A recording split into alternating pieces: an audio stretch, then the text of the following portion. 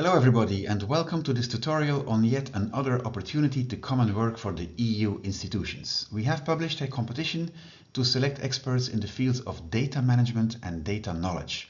And on the competition page you will find this infographic showing you the 6 steps to take from applying to being recruited. And in the next few minutes I will walk you through these different steps. The competition, of course, has a number of eligibility criteria. This is an AD7 grade competition, which means you need a university degree in a specific field and you need professional experience in a relevant field on top. If your relevant university degree was obtained after 3 years, you need to show experience of at least 6 years. If your degree was obtained after 4 years, you need to show at least 5 years of experience. And if your degree was obtained in another field than one of the relevant fields, and I will come to that in a minute, you need to show at least 7 years of experience related to the duties. You will find all these relevant degrees and duties explained in detail in the notice of competition, which is a legal document published on the competition page. Now on this slide you see these areas of diplomas, so some areas are quite obvious, like a diploma in artificial intelligence or data science or data management, of course, or computer engineering. Now we also open up this competition for people with a degree in more broad fields like economics, law or political science, for instance. Now of course you always have to prove experience in one of the duty areas which you see on the right hand side of this slide, which of course are very tailored to this competition. There are also language criteria. You need to master 2 EU languages. You will sit your tests in 2 different EU languages and you have the free choice between the 24 official languages to make your choice of these 2 test languages. One of them should be at level C1 and the other language should be at level B2 minimum. The selection procedure follows its normal course, meaning there is an application period. Once you have applied, you will be invited to sit a number of tests. You will sit these 3 tests, as shown on this slide, in one single day remotely. So you do not have to travel to a test center. You basically take your tests from home. Once you've taken your test, we will inform you of your results, and the successful candidates will be listed on a list of successful candidates, which are then to be recruited by the different services of the EU. Now, very specific about this competition is that recruitment is exclusively foreseen for our services located in Luxembourg. Basically, your first job assignment will be in Luxembourg. If you want to change jobs within the EU family, you can do so after 3 years if your other job is also located in Luxembourg, and after 4 years you can go anywhere also outside Luxembourg.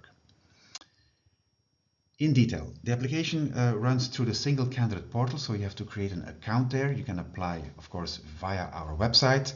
You can apply in any of the 24 official languages, and you should submit your application latest on the 16th of December.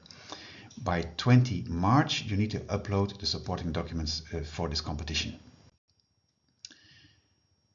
Once you have applied, we will invite you to a series of tests, and you sit these tests remotely, as said.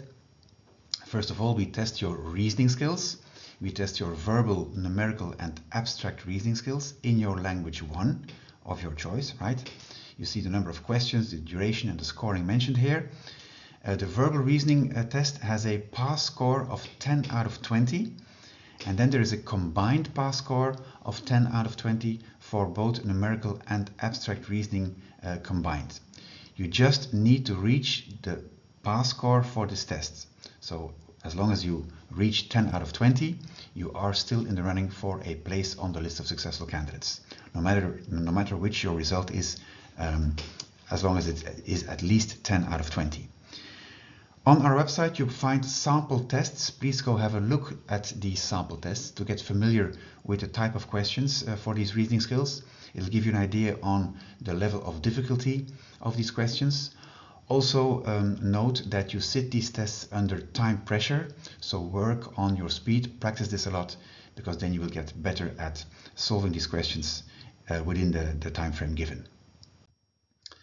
The second test is a field-related test, where of course we test your knowledge in the field of this competition. You sit this test in your second language, 30 questions in 40 minutes.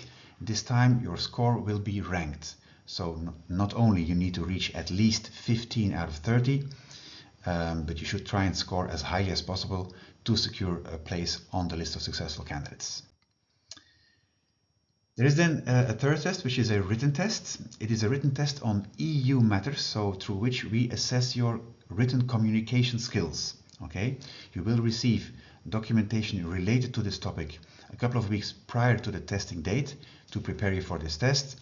Again, this test is a pass-fail scoring, so you just need to reach 5 out of 10 to stay in the running for this place on the list of successful candidates.